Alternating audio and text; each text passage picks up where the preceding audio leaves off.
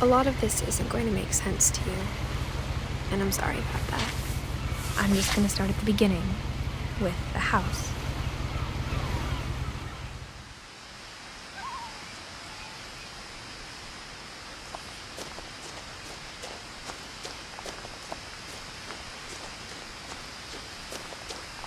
I lived here until I was 11, but I wasn't allowed inside half the rooms.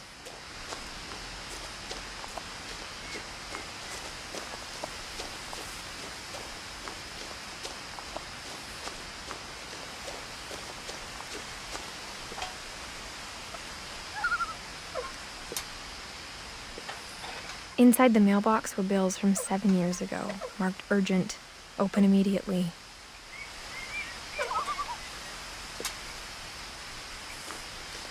I hadn't been back since my brother Lewis's funeral.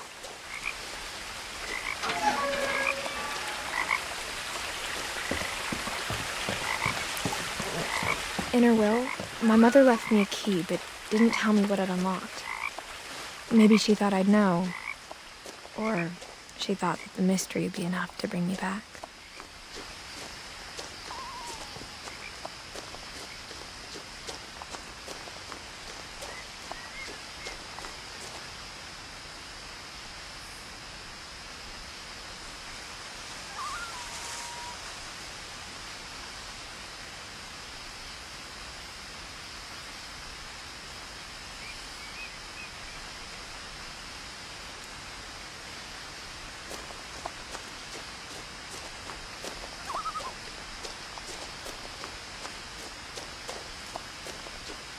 No one had driven this way in a long time, but I saw a few hoof prints.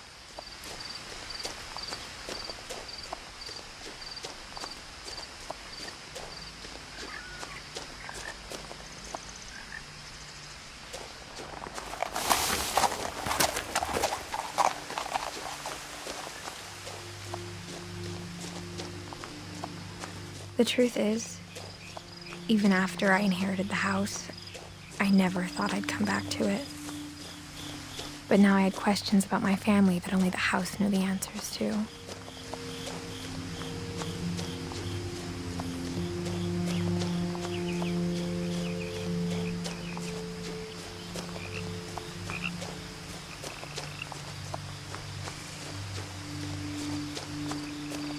The house was exactly like I remembered it, the way I'd been dreaming about it.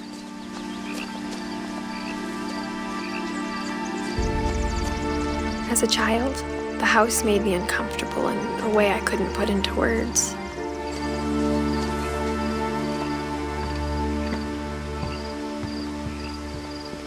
Now, as a 17-year-old, I knew exactly what those words were. I was afraid of the house.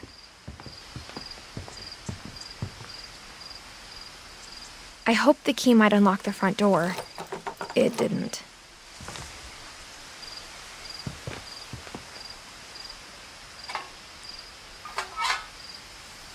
Looking in, I felt like the house itself had been waiting for me.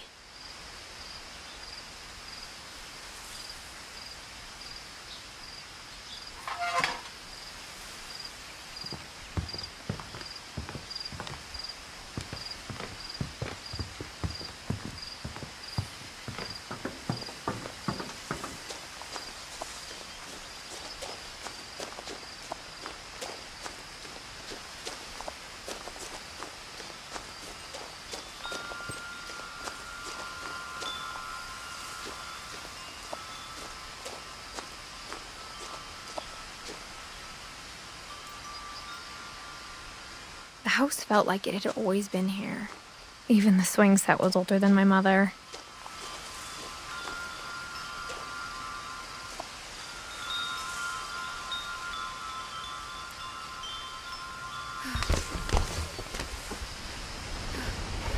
Crawling through the doggy door used to be a lot easier when I was 11. The power had been turned off the night we left.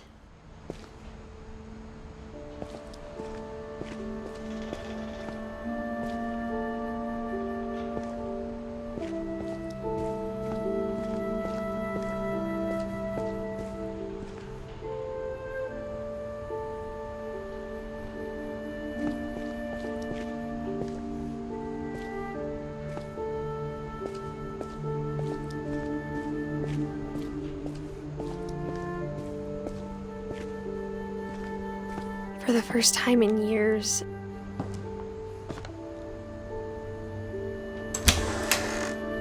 I felt like I was home.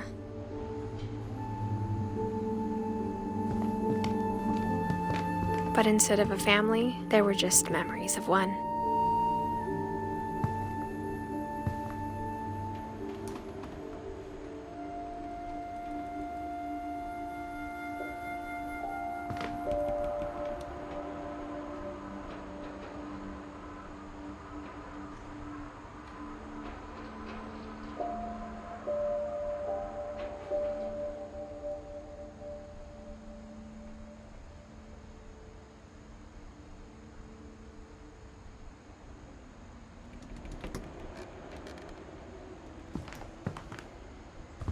Like how only one restaurant would deliver to our house, so we had Chinese a lot.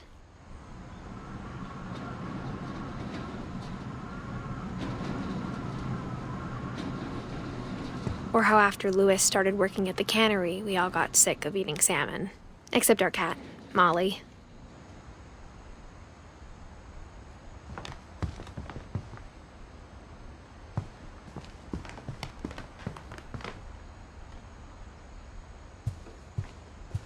The table was still a wreck from the night we left.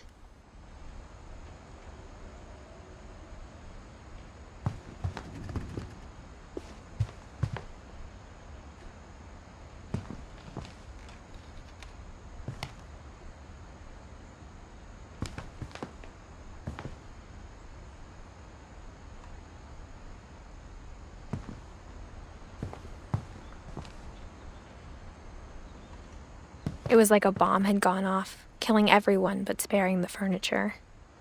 My mom was the only one of us who could imagine Great-Grandma Edie living in a nursing home.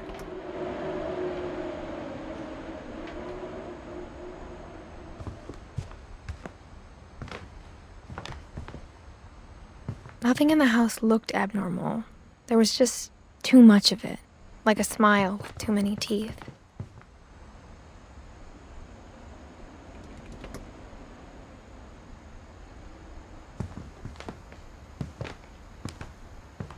Even the fireplace had a story. Edie told me the bricks came from the original house, after it sank.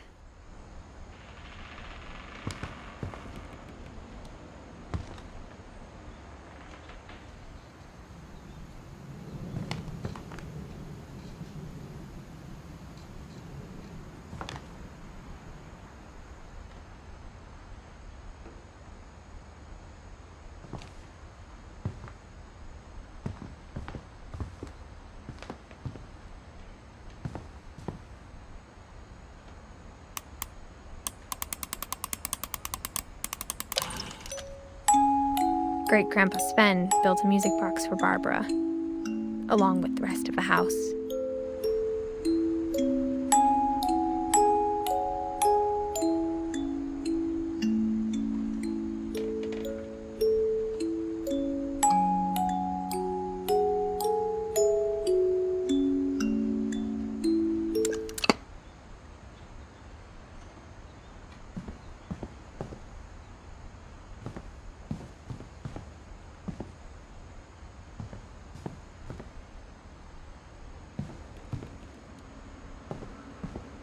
My mom wasn't much of an optimist, but she never stopped believing that my brother Milton was alive.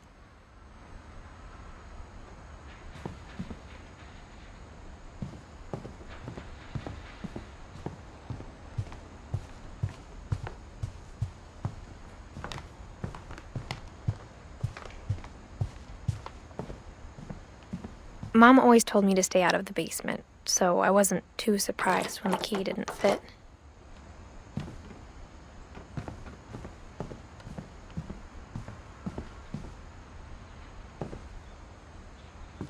After Milton disappeared, Mom sealed up all the bedrooms.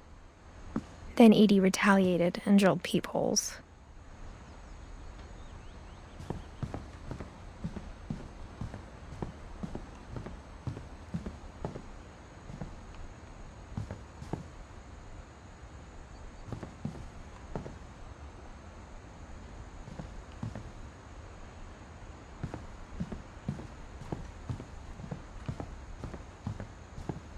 Whenever people ask me about my family, the first thing they always want to know about is Barbara.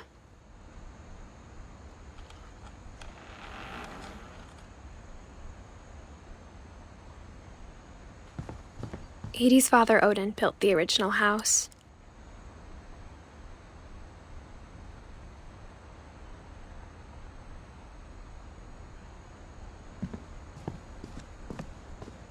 Mom must have locked the third floor stairs on the night we left.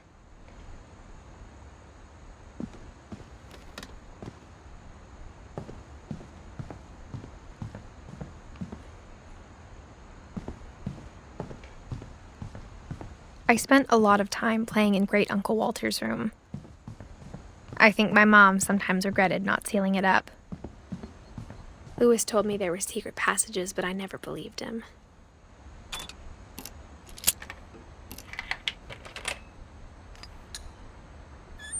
Turns out, my mom was really good at keeping secrets. Now it was time to find out what my mom had been afraid of.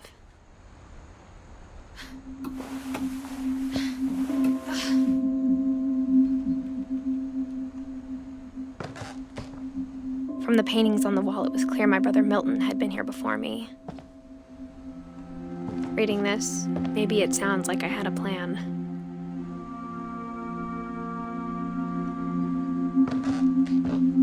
But I had no idea what was behind that door.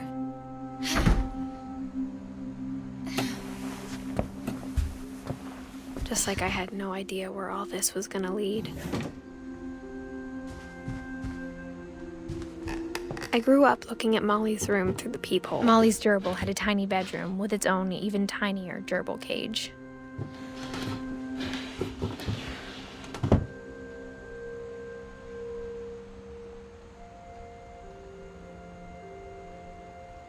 Being inside for the first time, I felt like I'd stepped behind a painting.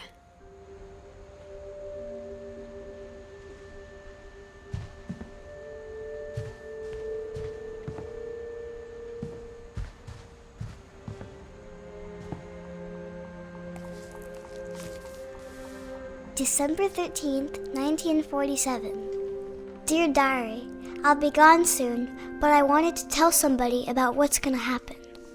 It started when Mom sent me to bed without dinner. I woke up and I was starving, so I looked around for something to eat.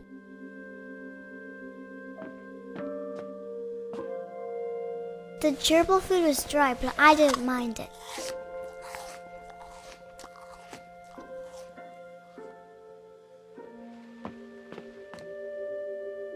My Halloween candy was all gone.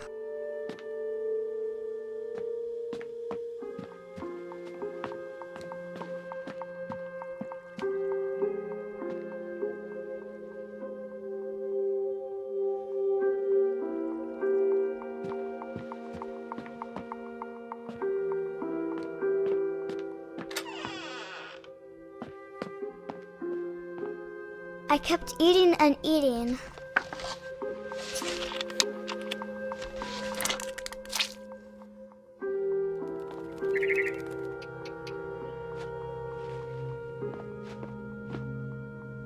I ate a lot of things that night.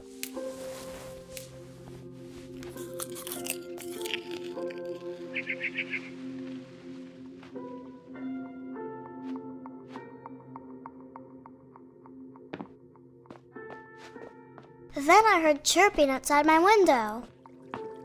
It was a barn swallow going back to her nest. I reached out for her.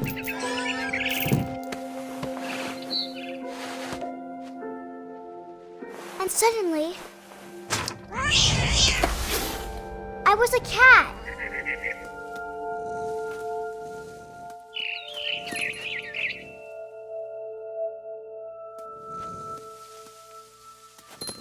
I tried to be quiet, but the bird was really scared.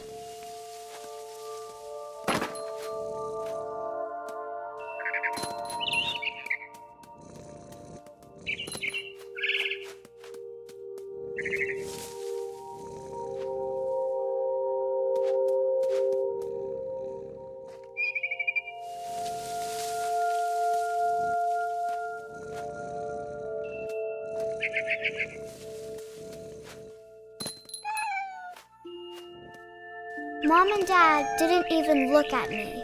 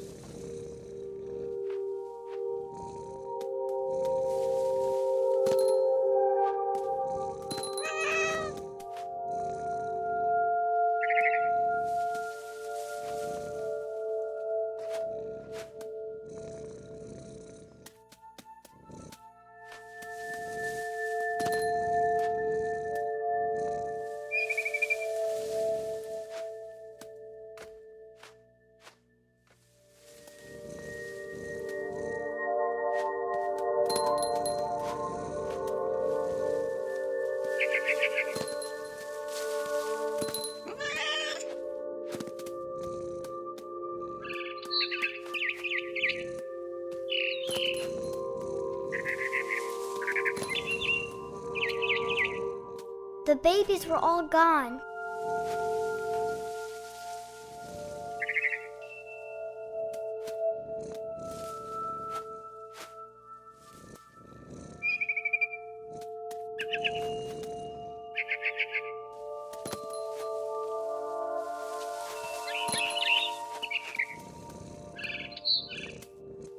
I jumped and I almost got her.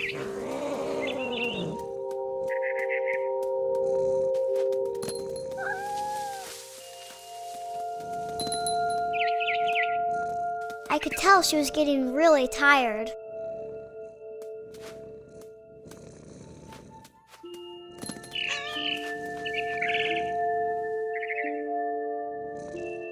Now I was up in the big tree.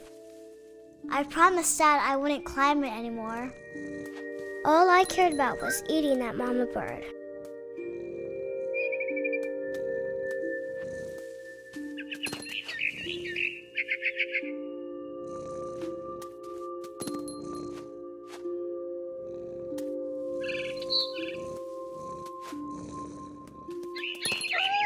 I gobbled her up. And suddenly, I was an owl. First, all I heard was the wind. Then I heard little teeth nibbling in the grass.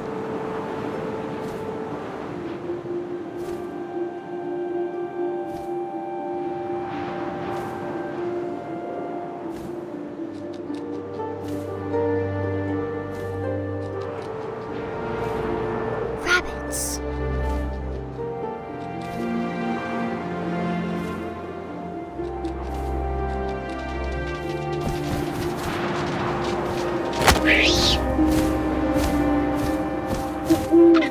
I imagined his face looking up and seeing mine through my talons. I swallowed him up, and I didn't chew one bit. Then I flew off to find something bigger.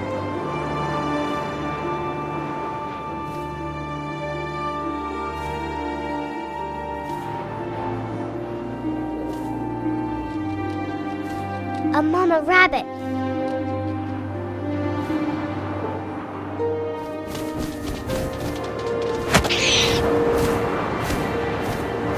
She was almost too big to carry. I started choking, but I couldn't stop eating. And suddenly, I was a shark.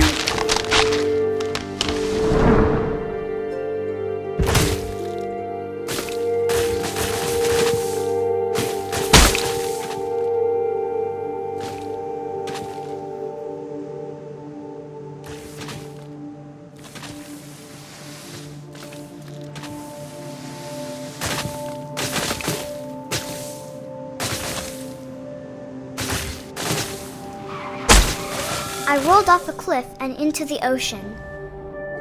Now, I was hungrier than ever.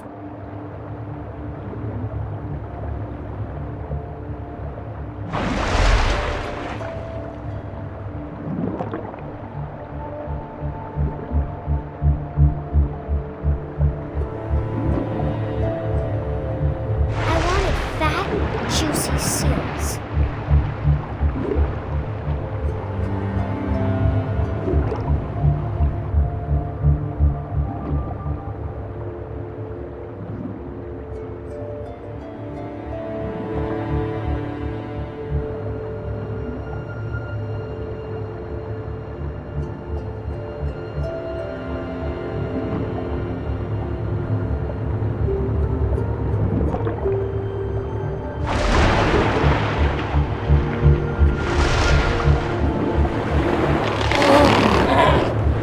I tore off her flipper, and it tasted really good.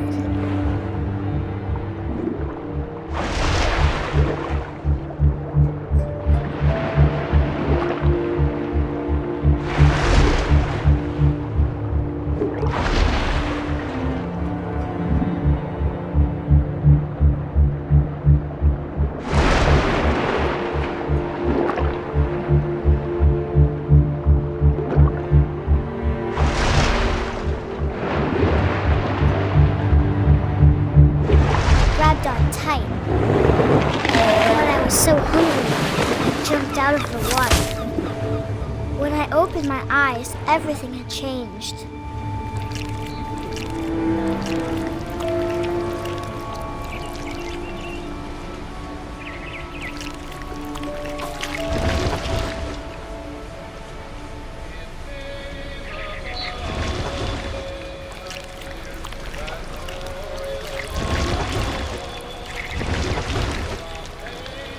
Now I was a monster, and I smelled people everywhere.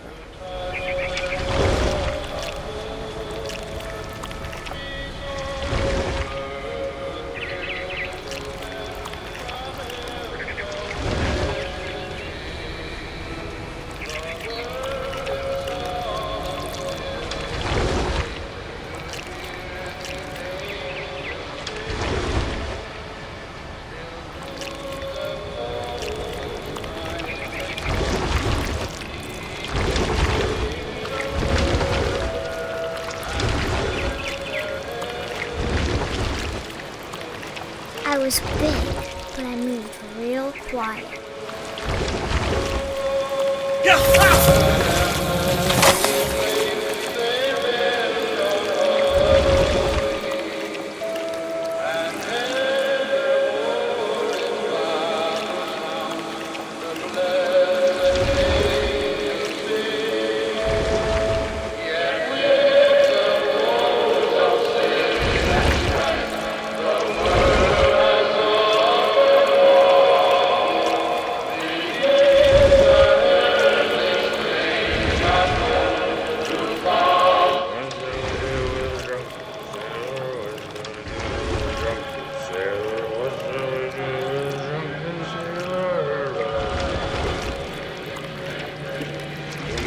Belly was rusty, razor, his belly was rusty, his belly was rusty, razor.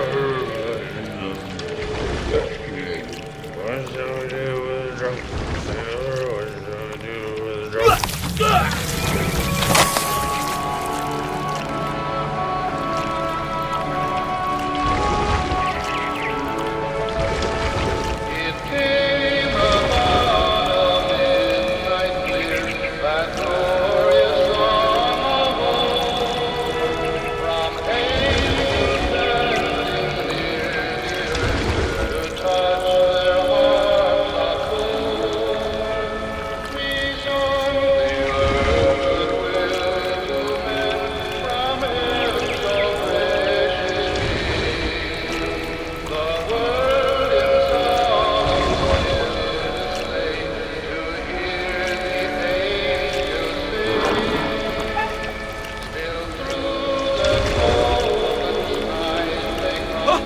Last passenger, I was still hungry, and across the water we smelled something new. something I had to have, so I swam towards it.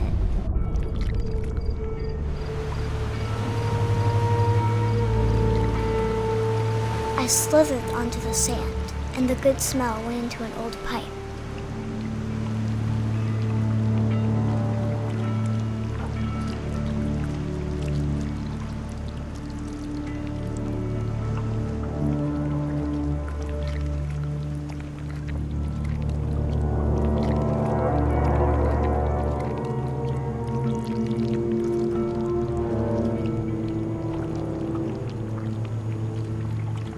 I got closer and closer.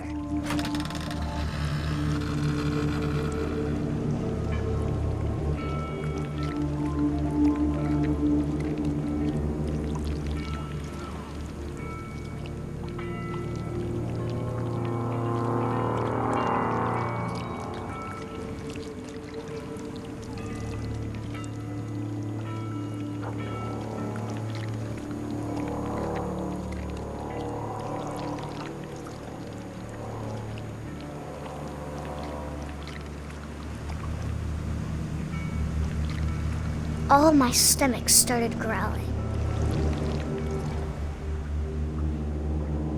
And suddenly, I was me again. I held my breath for a long time, but I couldn't hear anything. I think it's waiting for me to fall asleep. But it's not going to wait much longer. It needs to feed, and we both know I will be delicious.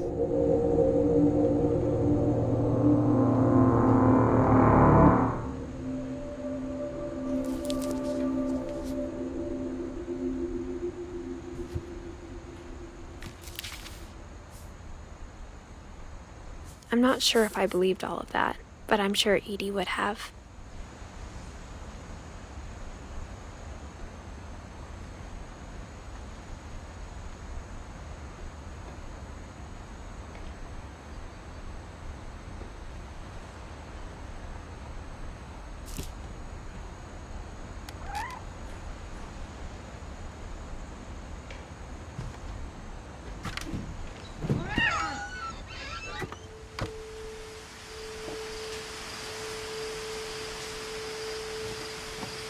This will be obvious later, but my mom never told me any of these stories. Edie would have, but Mom didn't like bringing up the past. Though, when we adopted a stray kitten, she was the one who named it Molly.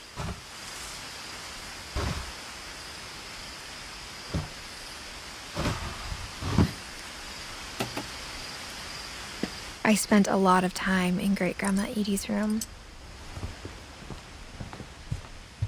Her room was like a museum.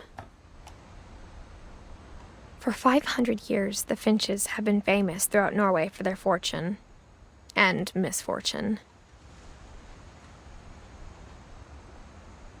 Odin Finch buries the latest victims of the family curse, his wife Ingeborg and their newborn son, Johan. On January 7th, 1937, he set sail with his family and his house, hoping to leave the curse behind. But 40-foot waves off the coast of Washington send the house and Odin to the bottom of the sea. Odin's daughter Edie, with husband Sven and baby Molly, step ashore on their new home, Orcas Island. Odin Finch is the first to be buried in the new family cemetery. His daughter Edie is already dreaming of a new Finch house.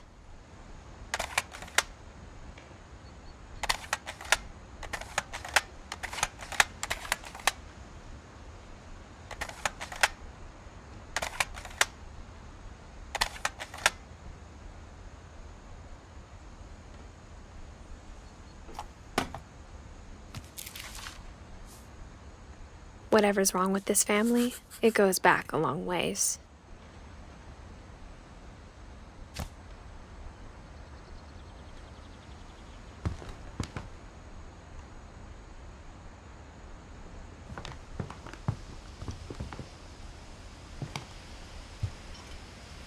Louis died a week before we left, but Edie had already started to memorialize him. Edie knit me a new pair of gloves every year, just in time to replace the old ones.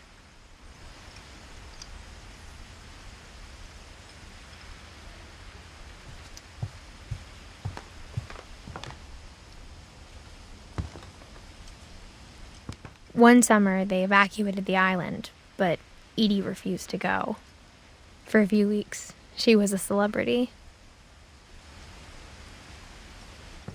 Edie gave a big interview about a mole man living under the Finch house. My mom was furious.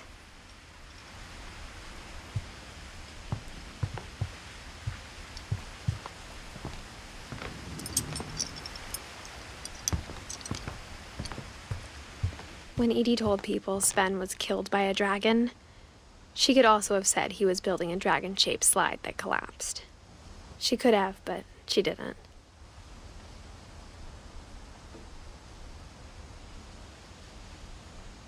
Even in her 90s, sometimes Edie seemed a lot younger than my mother. The only trace Grandpa Sam's first wife, Kay, left on the house was the pink bathroom. It was a pretty big trace.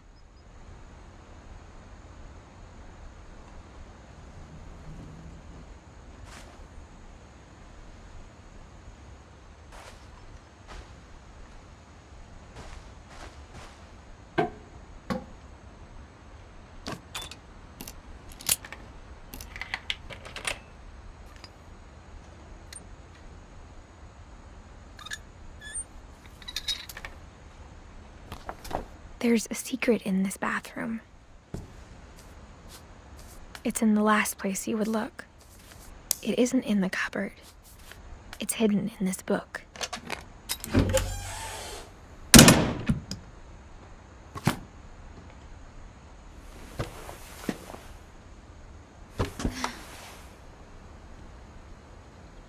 Sven gave Sam an old camera he'd refurbished. He never put it down.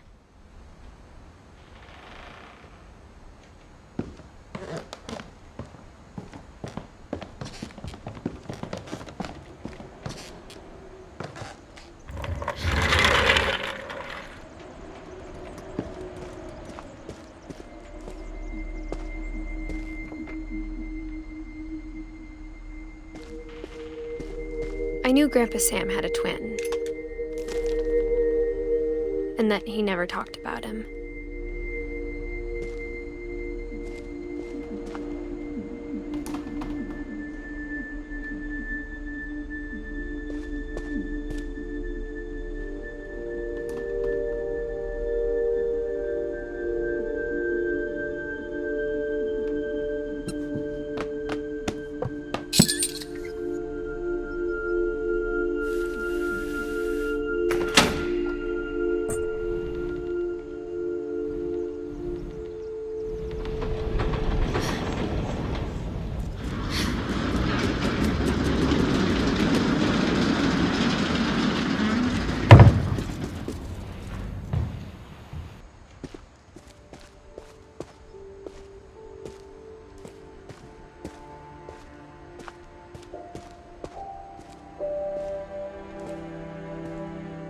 I guess my grandpa didn't like history any more than my mom did.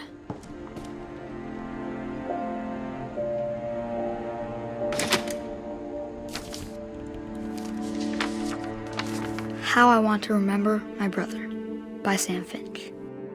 The thing I remember is that when he made up his mind, that was it.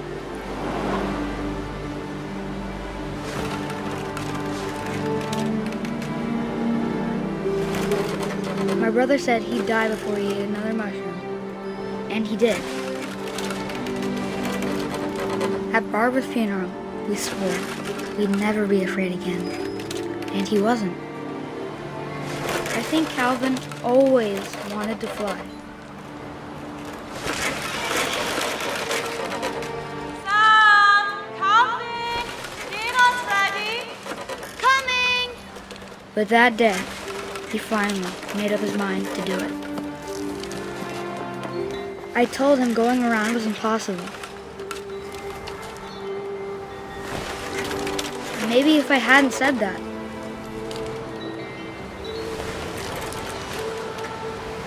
Calvin! I'm not gonna tell you again! maybe if the wind hadn't picked up, then maybe he'd still be here. But I doubt it. I think he'd already made up his mind. That's what I want to remember about my brother.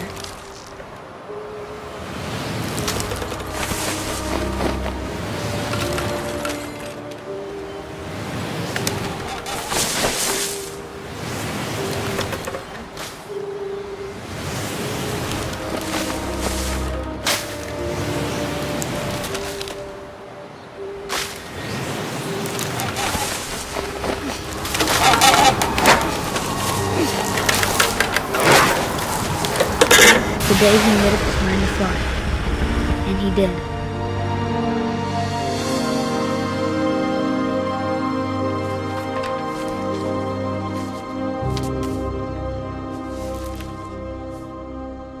Calvin's story felt strangely familiar. When I was younger, I remember trying to do the exact same thing.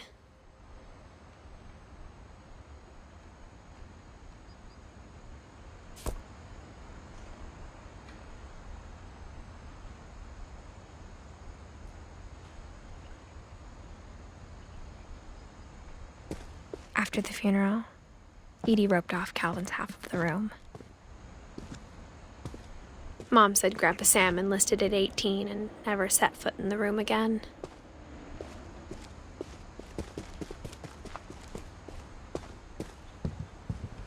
The passages were a pretty tight fit.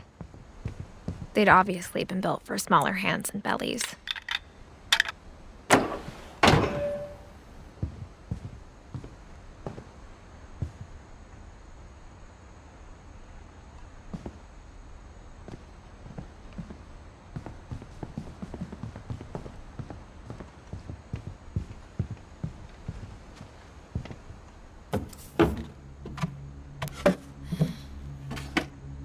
Growing up, I always thought of Barbara as a child star.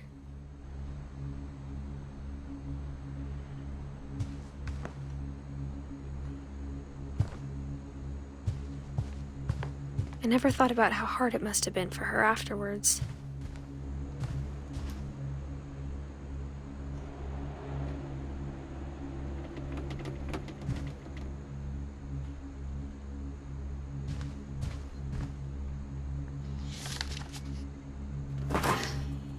Of all the stories people wrote about Barbara's death, I'm surprised Edie saved this one.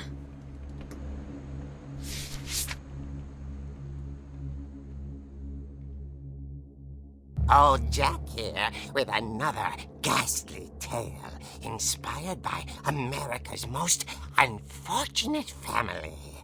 I'm calling it The Surprise Ending of Barbara Finch. As a child star, Barbara was famous for her scream. Now at 16, she was all washed up. A has-been. But in a lucky break, she'd been asked to perform her signature scream at a local convention for monster movie fans. It was just the boost her career needed.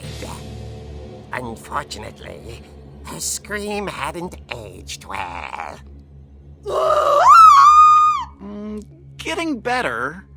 I think you just need the right motivation. Her biggest fan and current boyfriend, Rick, was about to demonstrate when... Now that was a great scream. It was Barbara's father, Sven. He'd slipped into a table saw and had to be rushed to the emergency room. So Barbara got stuck babysitting her youngest brother, Walter. Her convention comeback was cancelled. Okay, I'm hearing frustration, but I'm not hearing terror. What if I tried... A gang of hoodlums in Halloween masks have been terrorizing Orcas Island tonight. Police are urging residents to... That came from the basement. You're right! Also, I loved your delivery on that. Why is your basement door locked? Because my dad likes making puzzles and secret passages. There's a key hidden in the music box. The secret is to keep winding and winding until finally the key pops out. Thanks, babe. I'll be back in a sec. 20 minutes later, Rick had returned. So Barbara went to look for him, right on cue. She reached for the music box.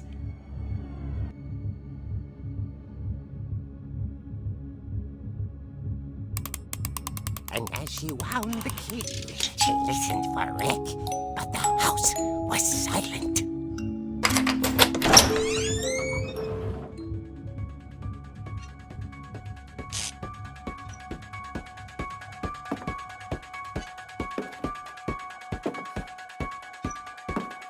She found Rick's crutch and imagined the worst.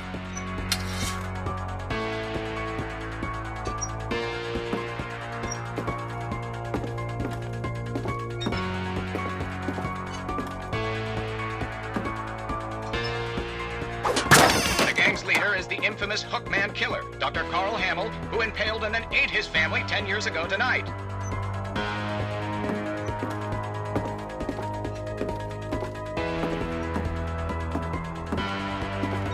The old fridge rattled and grew still.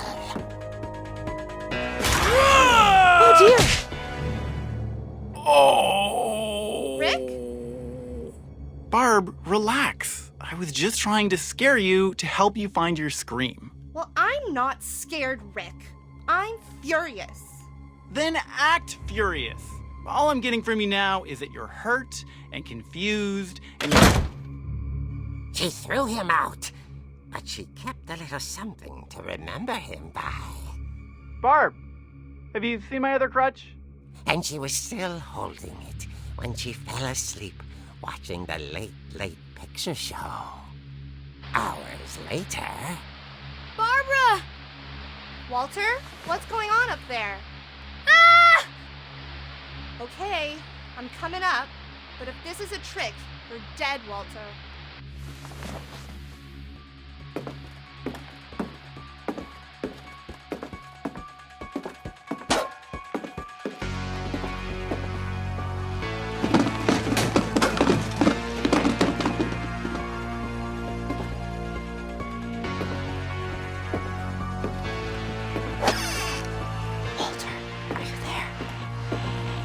Walter had vanished, but his bedside radio was still on.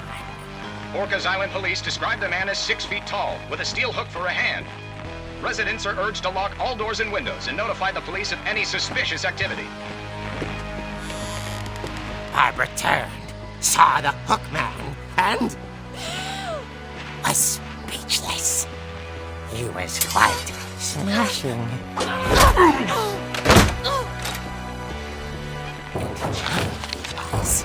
He couldn't get enough of Barbara.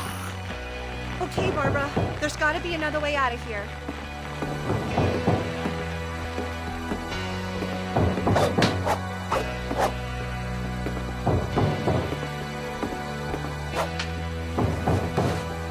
That night, she played her part beautifully.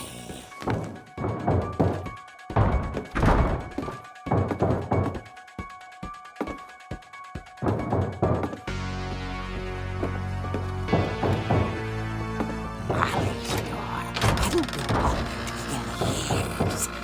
The hinges groaned.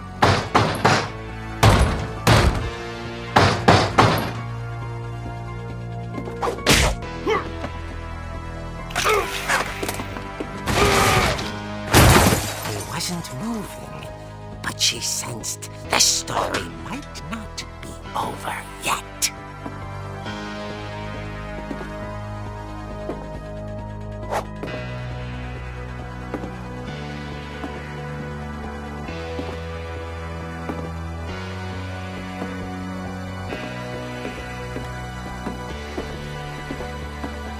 The hookman had vanished. She listened for his breathing, but all she heard was...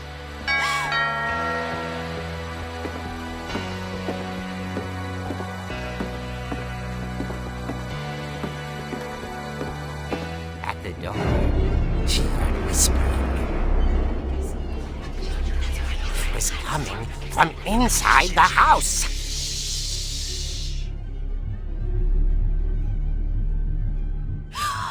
Oh dear.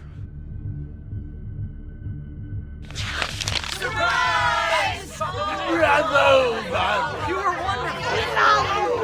monsters had come to surprise her. For Barbara, it was a dream come true. Then she saw what kind of monsters they were, and she realized what was about to happen. She was going to be famous. And with her final breath, Barbara Finch gave the performance of her life.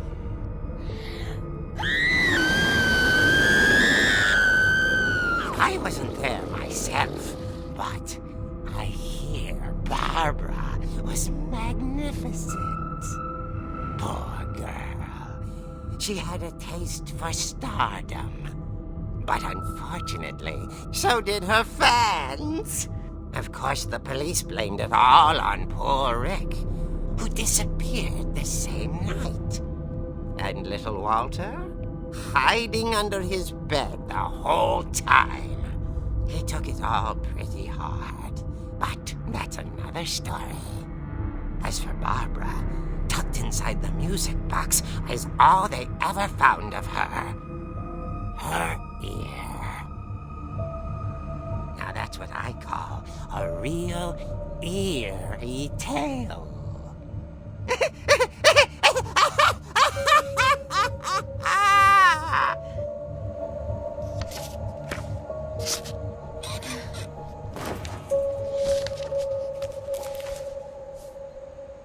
Edie told me all Barbara wanted was to be remembered, as absurd as that comic was.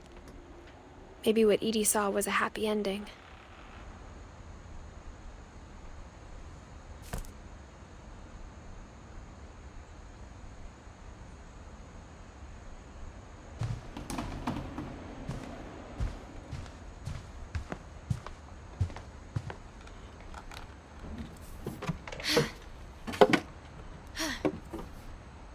I guess now I know why Mom didn't like me playing with the music box.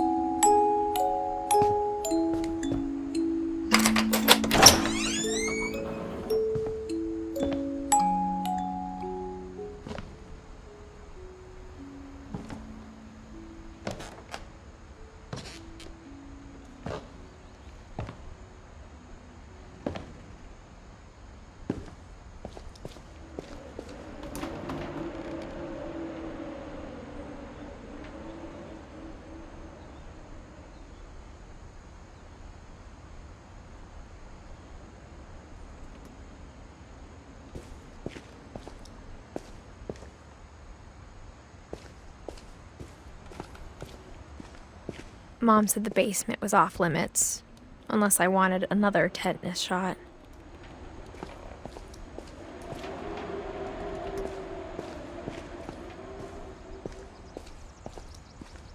I saw Edie sneak down to the basement once, carrying packages. I thought maybe she was hiding presents.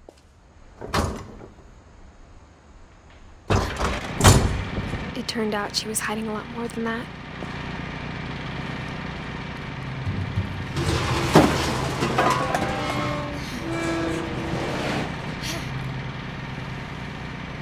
I remember asking Mom once about where Walter had gone. She said after Barbara died, he got as far away as he could. If there's a pattern in all these stories, I think it's that none of us has gotten very far. Goodbye, everyone. I can't believe I've been down here for 30 years. I'll never that first day, after the shaking started, I didn't think I'd survive a week.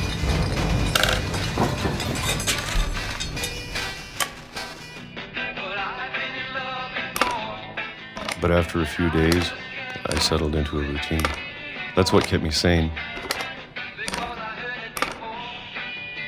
Having a schedule, living for today. I always expected to be dead tomorrow. But if you wait long enough, you get used to anything.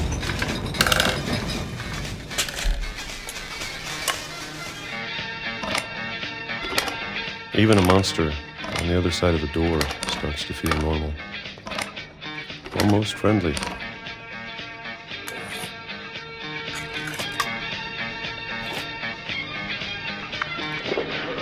And then one day, everything just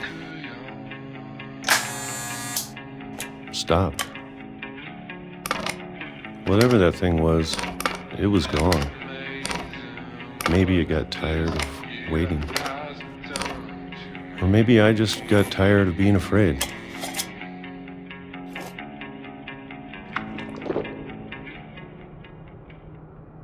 It's been a week now, the longest in 30 years. I'm done waiting. I have to leave while I still can.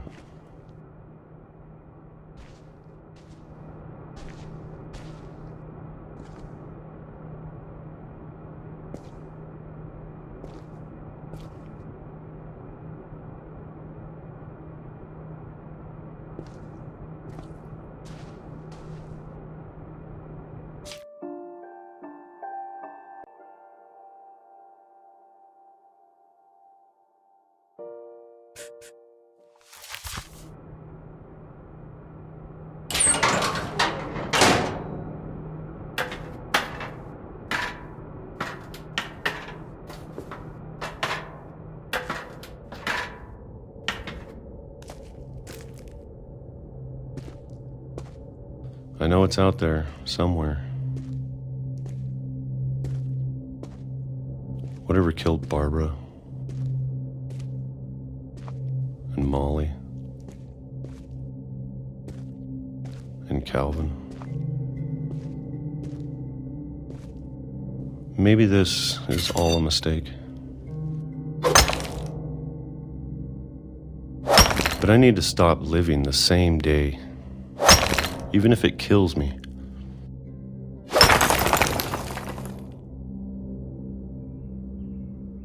Whatever's out there, I want you to know I'm ready for it. I'm going to appreciate all of it, especially the food. I don't mind if I only have a year left. Or a month. Or a single week. I'd be happy with one new day. I can already imagine the sun on my face.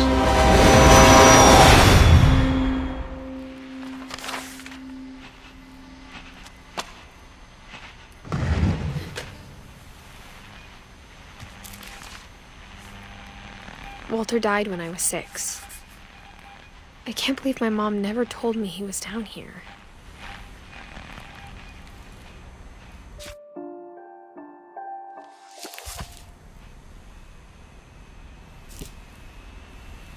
I'm sure my mom was trying to protect me.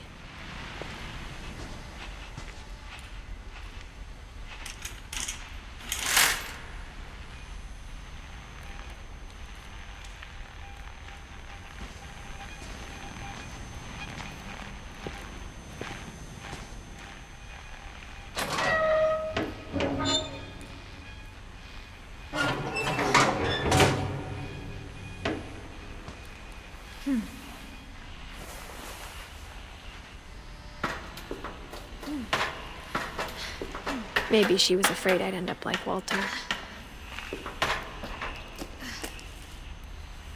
But if she never told me about an uncle under the house, I can only imagine what else she was hiding. I don't want to make the same mistakes she made. trying to bury something that's still alive. Now that there's only one of us left, or maybe two, I thought it was time I heard the stories for myself and found out what happened to everyone else. But now I'm worried the stories themselves might be the problem. Maybe we believed so much in a family curse, we made it real.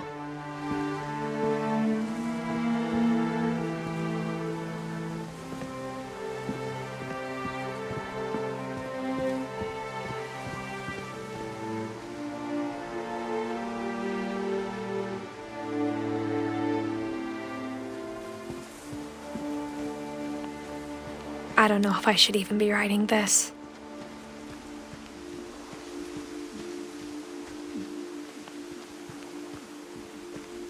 Maybe it'd be better if all this just died with me.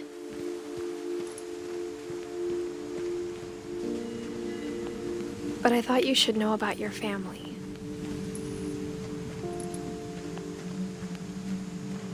And the history you're a part of.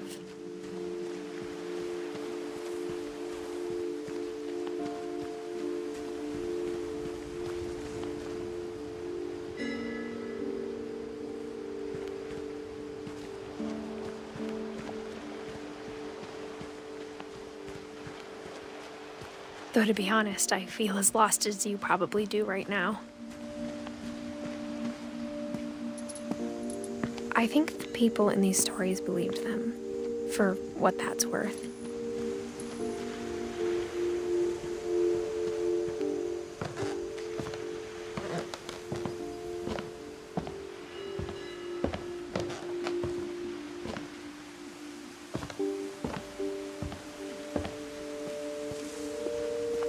And when you look at the house, that history of imagination and stubbornness and madness, any of it seems possible.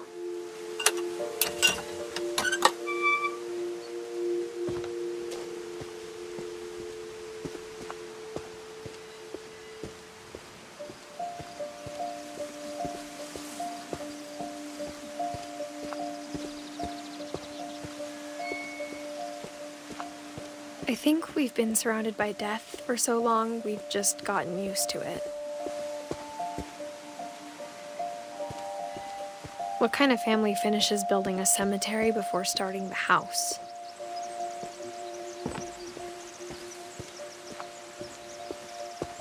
It's embarrassing for me to admit this, but the pet cemetery made me more uncomfortable than the human one. 3 of the gerbils are mine, and 2 had been my fault.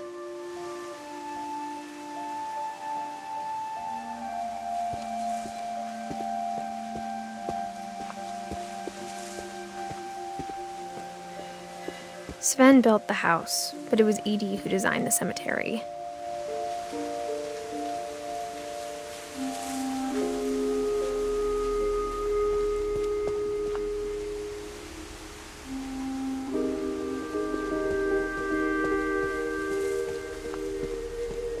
I'm sure Odin's monument had been Edie's idea.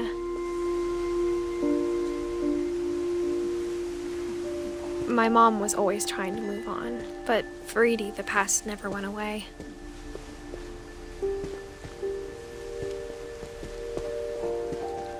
She could see it poking out of the water at low tide.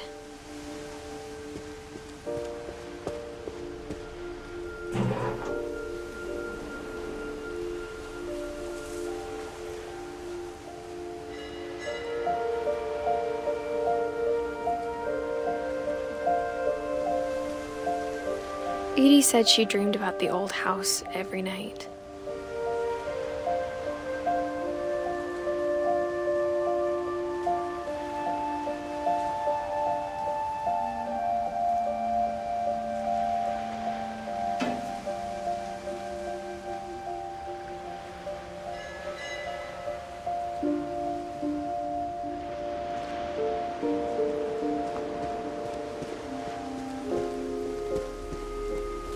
Edie's side was always easier for me to understand. But the older I get, the more I can see where my mom was coming from.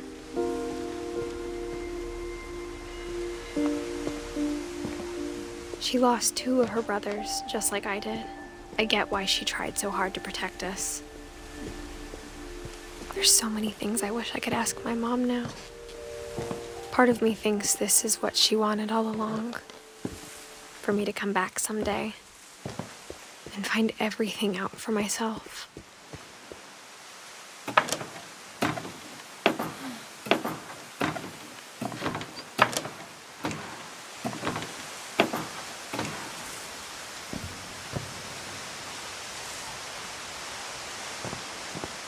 But looking back on it now, if she told me there was going to be so much climbing, I never would have come when I was 22 weeks pregnant.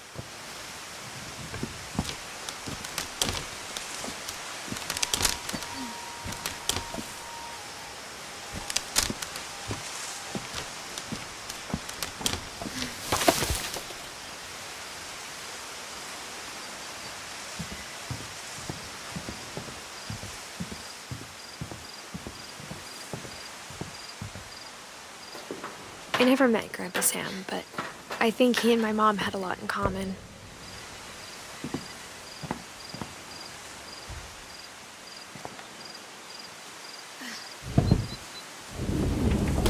They were both pretty intense.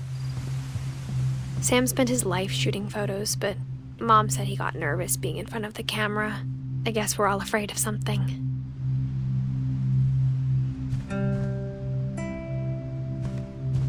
Instead of hiding from death, Sam seemed to go out of his way to meet it.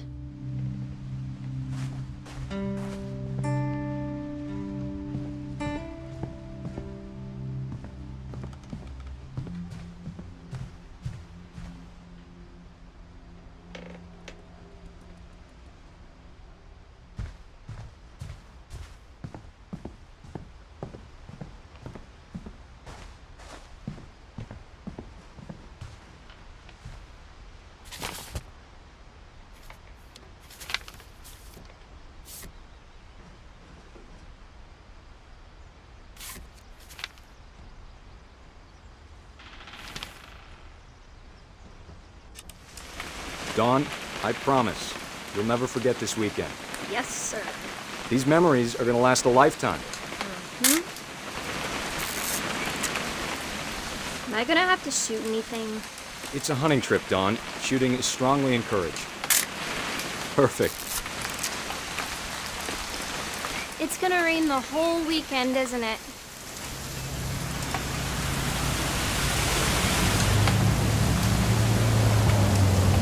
I will never forget this weekend, Dad. That's the spirit. Okay, got it. I'm gonna take some pictures, okay? Just be careful. That camera's older than you are.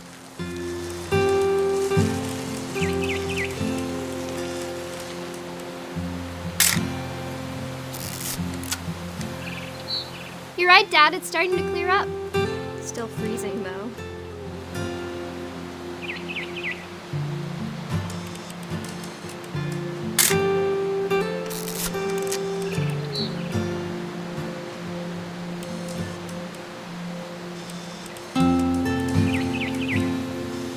Definitely should not have drunk all that coffee. Hold. Hey! That's a keeper. I'm just saying, I'm not always gonna be here, Dawn. You'll need to remember this stuff, if you want to survive. I'll be fine, Dad. You know who else thought he was gonna be fine? Some guy who died. Dawn, I'm being serious. I know, Dad. You're always serious. Doesn't being out here make you want to chill out? Well, to tell you the truth, I haven't been out here in 20 years. Dawn, don't you think you could find something more interesting to photograph? Last time I was with my brother Calvin. Man, that was a great trip. Your grandpa Sven taught us how to fish, how to build a fire. We found an old logging trail. There were deer everywhere. I bet if I could remember where that trail was, we'd spot a buck for you in no time. Give me a minute to check the map.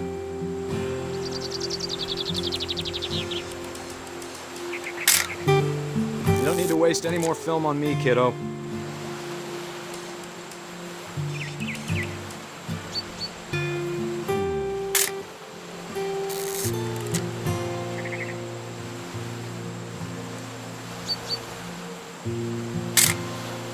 Let's see.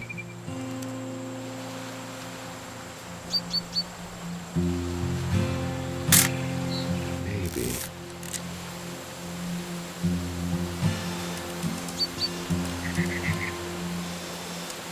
Or was it? Dad! Good eyes, Don.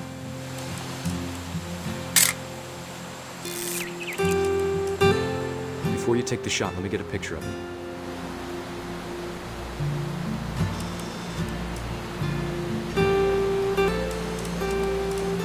Dad, I...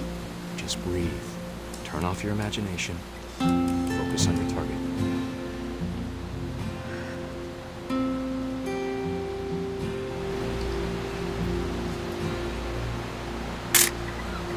I'm over here, Dad.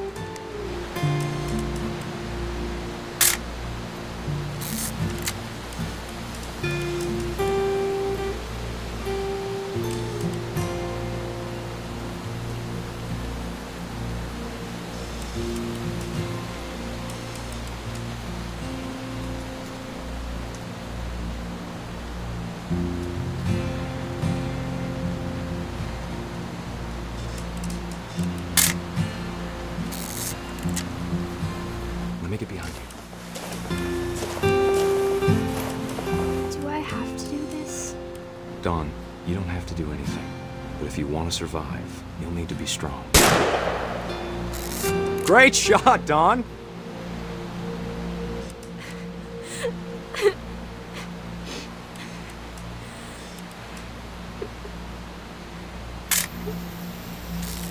I'm proud of you, Dawn. Always remember that, okay?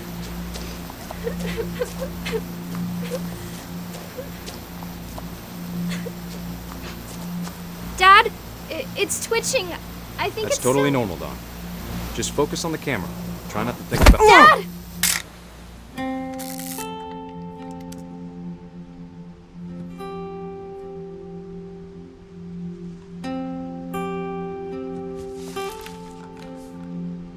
Of all these stories, that's the one I wish most that my mom had told me.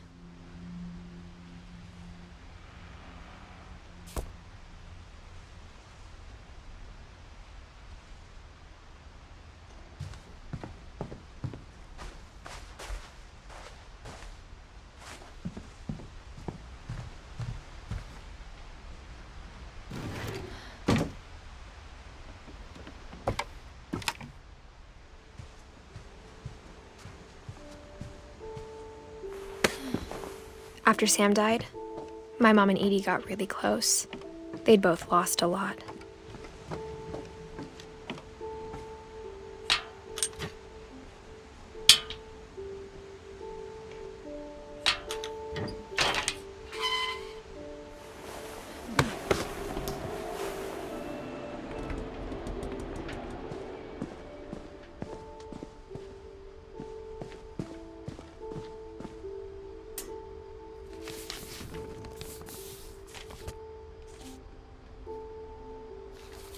Dear Kay, do you remember the way Gregory used to laugh when he thought he was alone?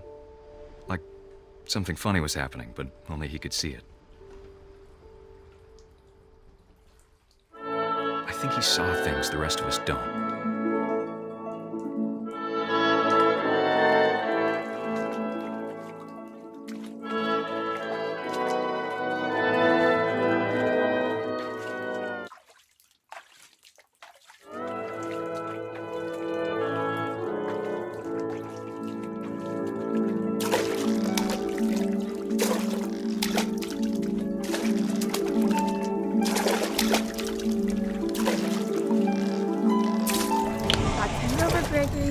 time to... Hold on, sweetie. Hello? Sam, I told you I don't want to talk right now.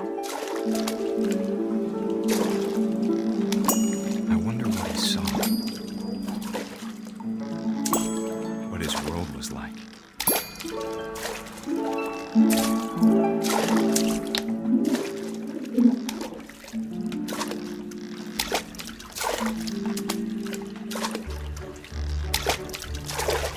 He reminded me so much of Calvin. Lost in his imagination.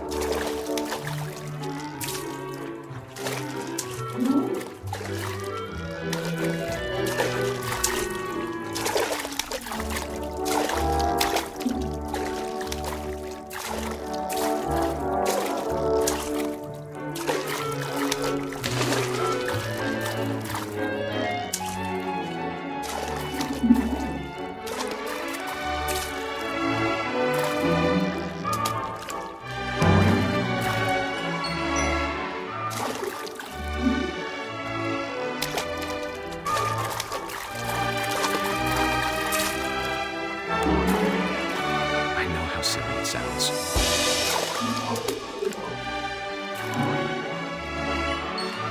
That I worried about a baby being too happy. But I feel her slipping away. Sorry about that, Gregory.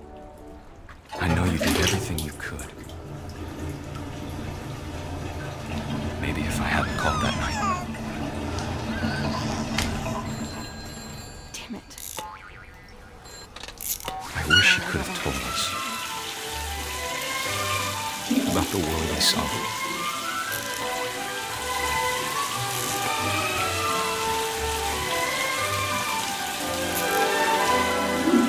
There's so much I don't understand about Gregory, about everything.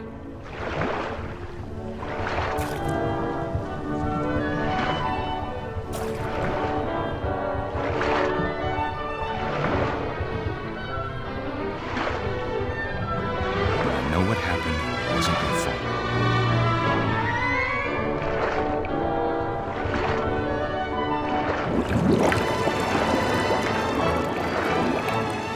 I'm sure he's happy. And he'd want you to be happy too. Good luck, Kay. Love, Sam.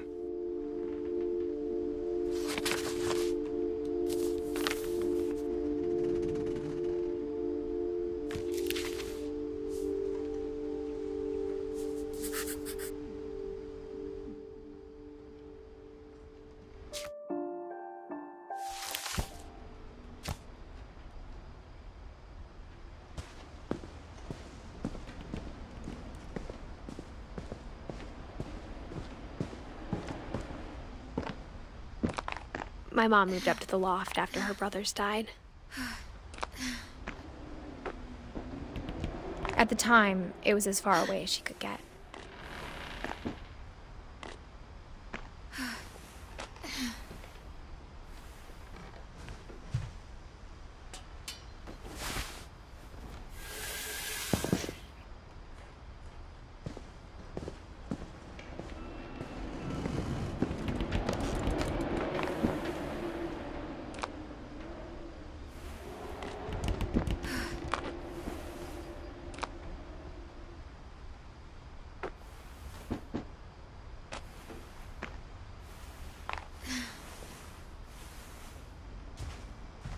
I can't imagine what it was like for her to lose 2 sons after she'd already lost 2 brothers. She spent a summer building houses in Calcutta, where she met my dad, Sanjay. My mom moved to India a week after graduation and got a job teaching English. Louis was born a year later.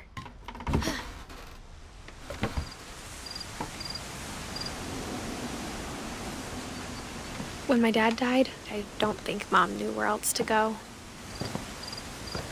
I'm sure Edie was happy to have her back.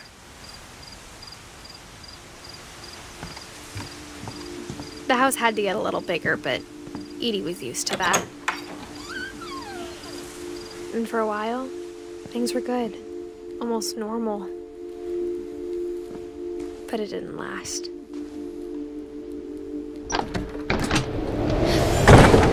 The beginning of the end was Milton's 10th birthday, when Edie gave him a castle.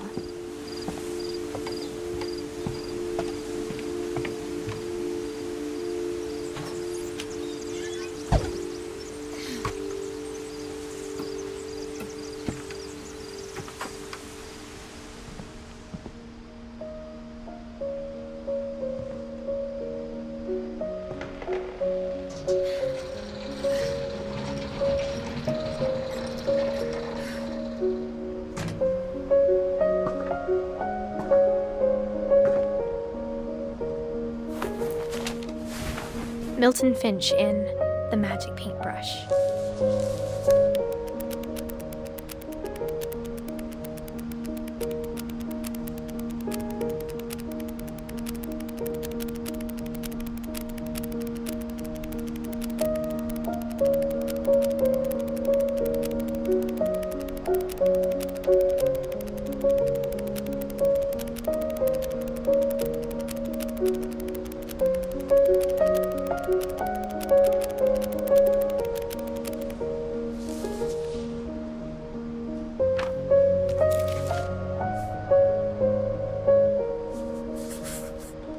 I was 4 when Milton disappeared.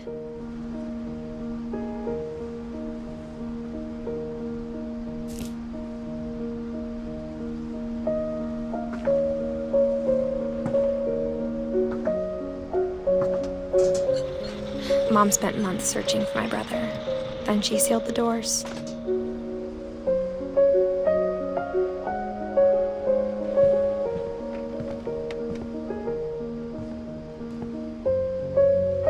Whatever Milton had found in the house, Mom didn't want it getting out.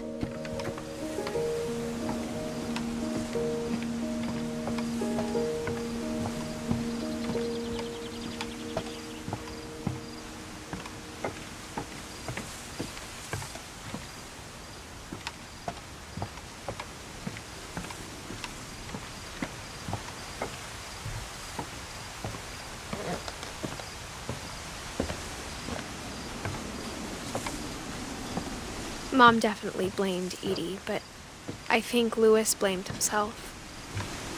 After he graduated, he just spent more and more time in his room, until Mom got him a job at the cannery.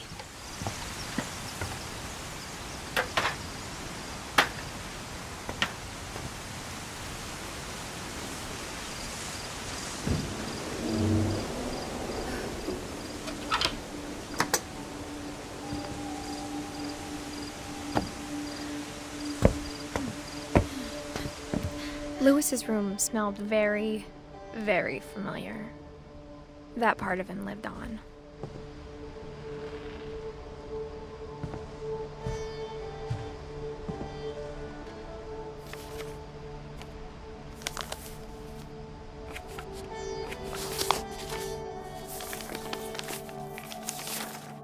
Dear Mrs. Finch, as Louis's psychiatrist, I can understand your desire for an explanation.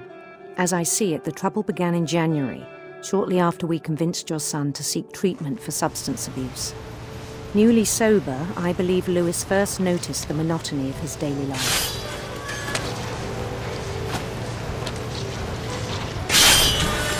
He kept working at the cannery, but he withdrew part of himself. In our sessions, I saw the same behavior.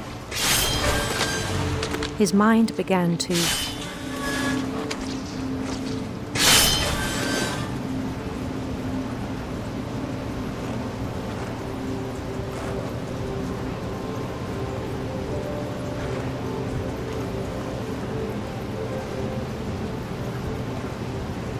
wander.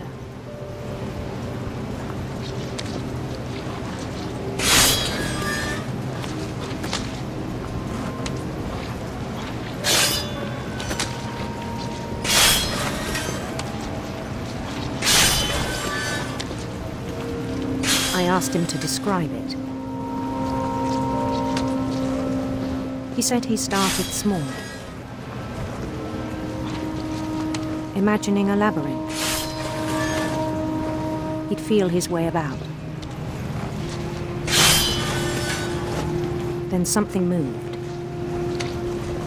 Bats and toads.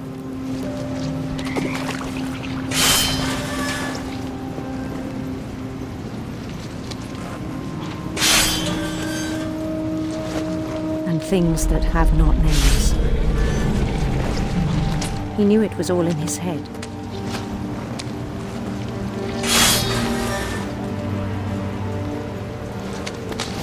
But he took it very seriously.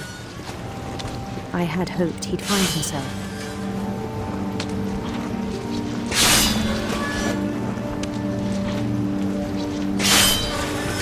But he found something more. I worried about him then.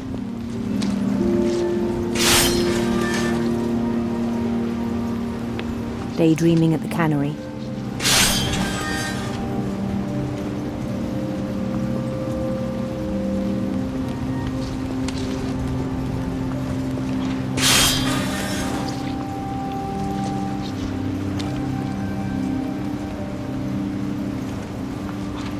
I spoke with his boss.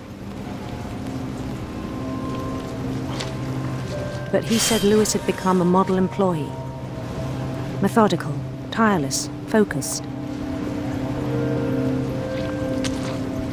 Like a whole new Lewis. So I let him go on.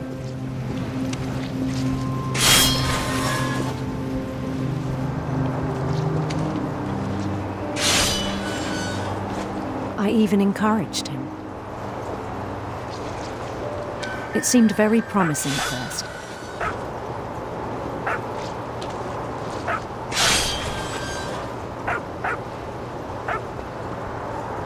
He told me he'd made a new friend.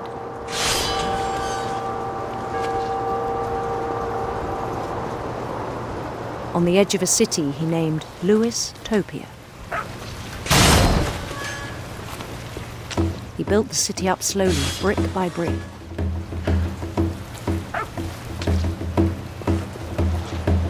Then he made musicians.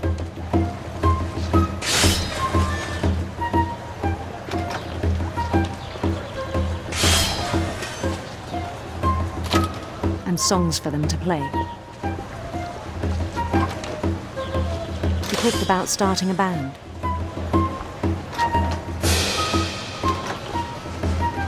And he was always humming something. Every day his imagination grew stronger.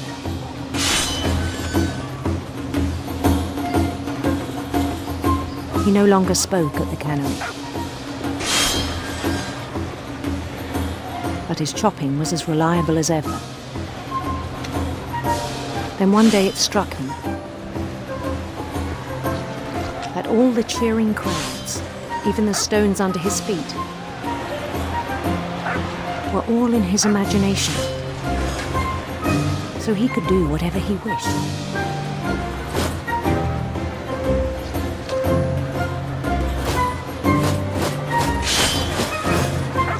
He held an election for mayor, and he won. They begged him to stay, but his mind was already wandering. It became a game for him.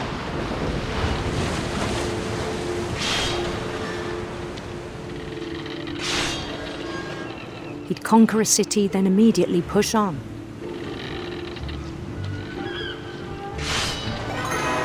New Louisville.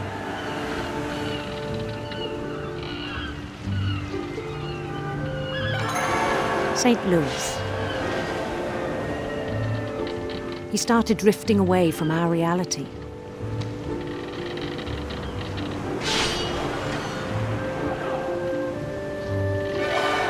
Minneapolis. Until one day he forgot to go home from the cannery. Even as his mother pleaded with him, part of Lewis kept sailing on.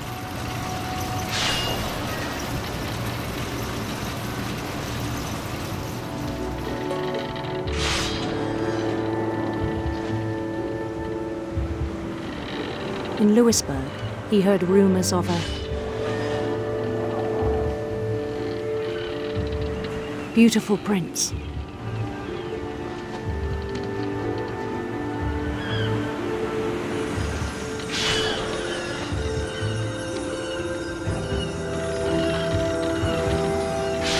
The prince was on his own quest for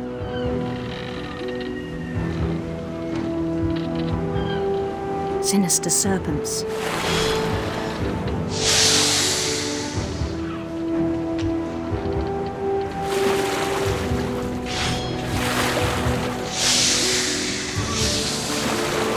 He followed the sound of his electric sitar.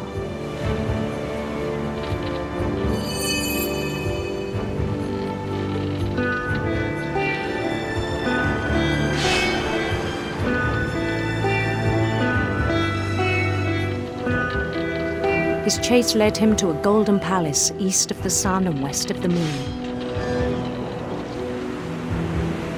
Even then, his logic remained sound.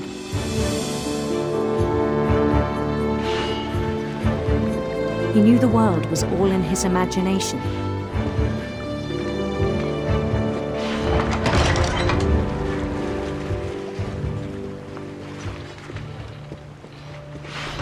But he was so proud of having created it.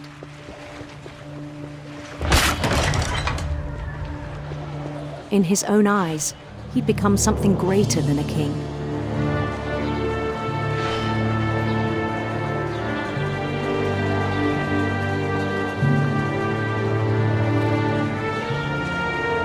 For someone who'd never known success in the real world, I think it was overwhelming.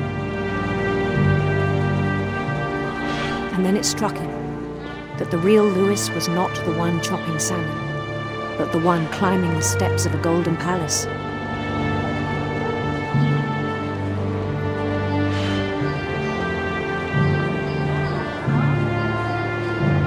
My imagination is as real as my body, he told me.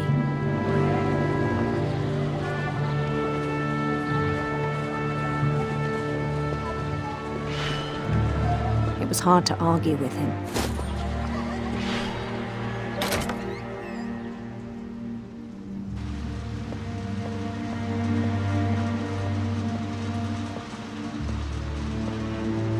He began to forget the world we know.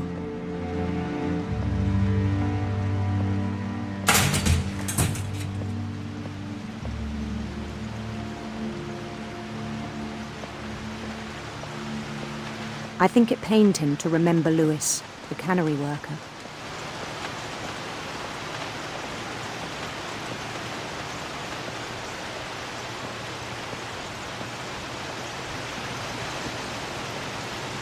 He began to despise the man with a royal contempt.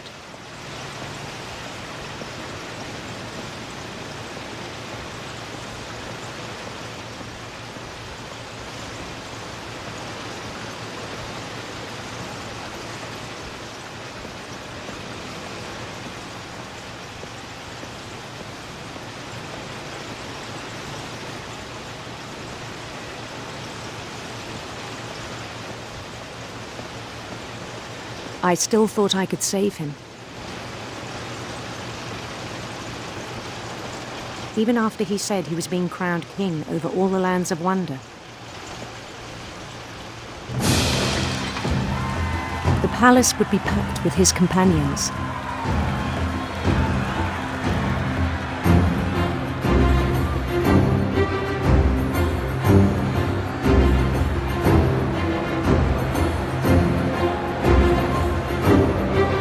Including the wise Calico who'd insisted on advising him.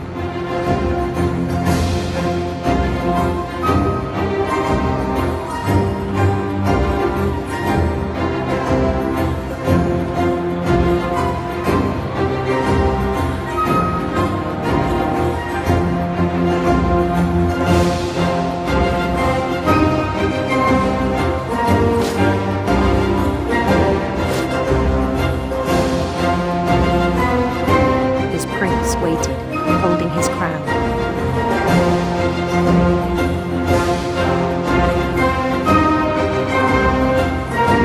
was only one thing left to do.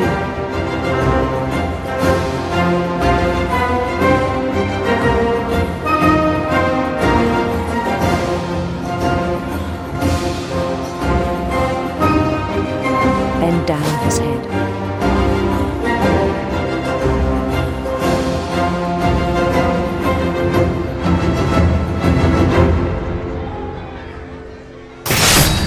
And the rest I think you know. Mrs. Finch, your son was a kind man who will be missed by all of us who knew him.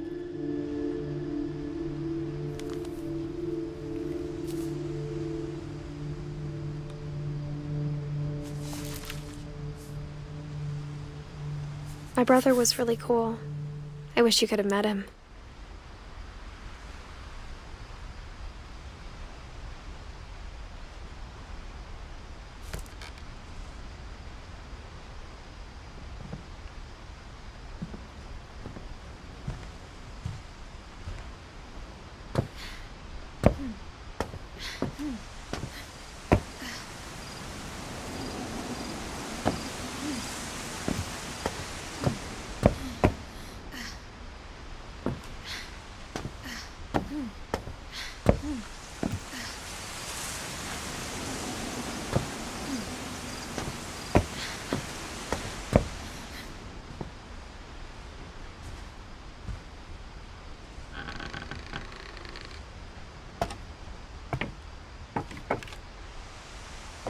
On the way back from Lewis's funeral, my mom told me to start packing.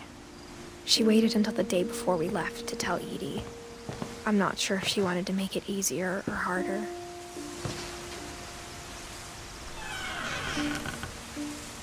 I wish we'd stayed. But I understand why we left.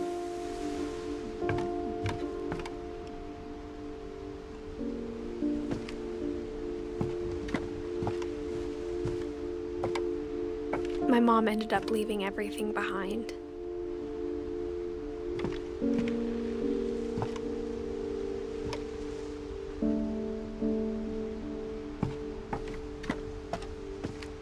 What happened that night had been coming for a long time. Maybe it should have come sooner.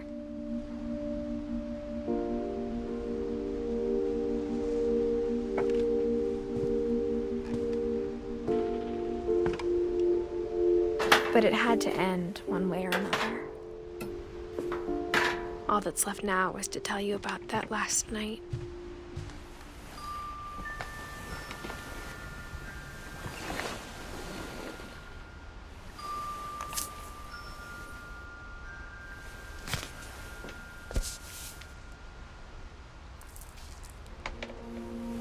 That whole last day, Edie just watched us pack and didn't say a word. Until supper, when she raised her glass and said, "To our final night together, and all our final nights apart." Grandma, you know what I said about alcohol. Some of your medications are very Edith, specific. I left a present for you in the hallway. Why don't you go open it? The grown-ups have to argue now. I'm sorry, you're right. We're all leaving tomorrow. Let's just enjoy our last... I'm not leaving. Edith, you're excused.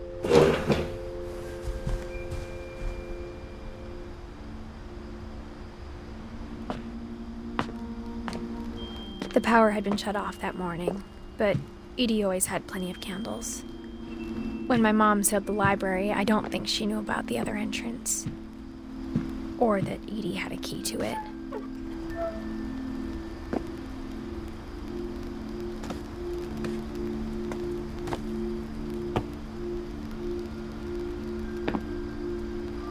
That thing you're afraid of isn't going to end when you leave the house. Edith has a right to know these stories. My children are dead because of your stories. I think it's best if Edith and I leave tonight. We'll have the nursing home send a van for you in the morning, okay? Dear Edith, there's so many stories I wish I could tell you, but there's only time for one. This is about what happened on the night you were born. That night, the tide went way, way out. It was the first and last time I ever saw the old house aground. There'd been an earthquake out in the middle of the ocean. They called it the lowest tide in 1,000 years. God, it smelled awful. You know, I've seen that house every day of my life.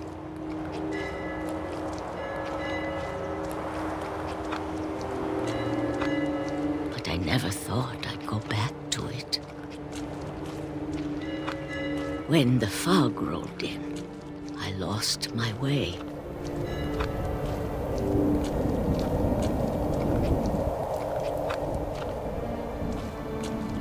I got turned around.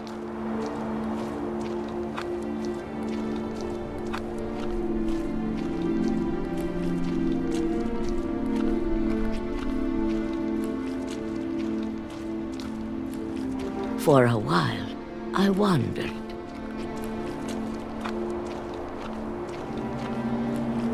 I started seeing things.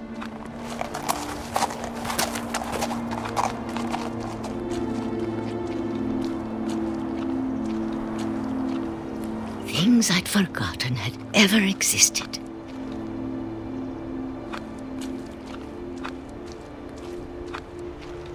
But when I saw them, they felt like old friends. That night, a lot of things came back to me. Or maybe I came back to them.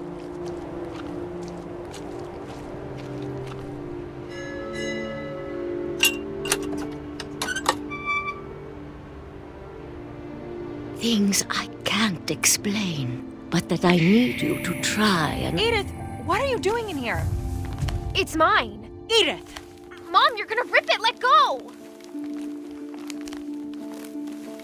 I kicked and screamed, but Mom dragged me to the car.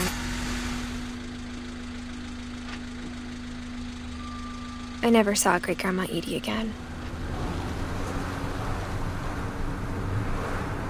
The next morning, the van came to pick her up, but she was already gone. After that, we moved around a lot.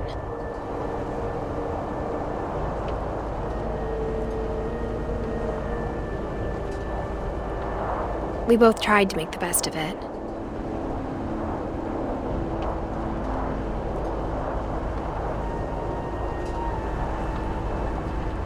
A few years went by.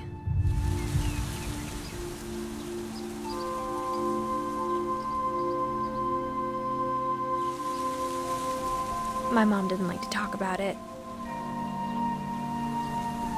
but she started getting sick a lot. The rest happened pretty quickly.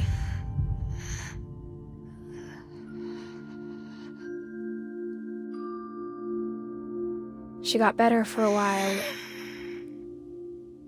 and then she didn't. And then I was alone. The last Finch left alive.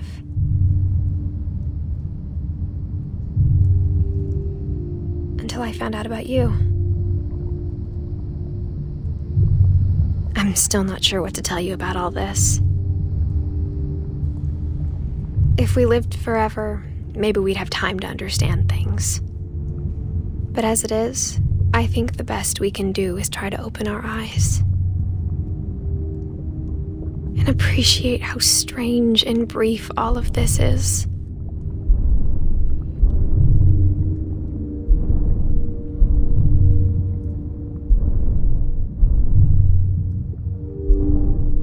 This journal was supposed to be for you. But now I hope you'll never see it. I just want to meet you and tell you all these stories myself. But I guess if you're reading this now, things didn't work out that way.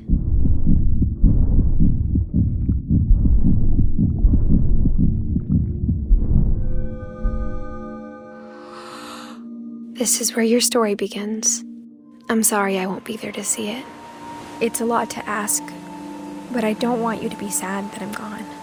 I want you to be amazed that any of us ever had a chance to be here at all. Good luck.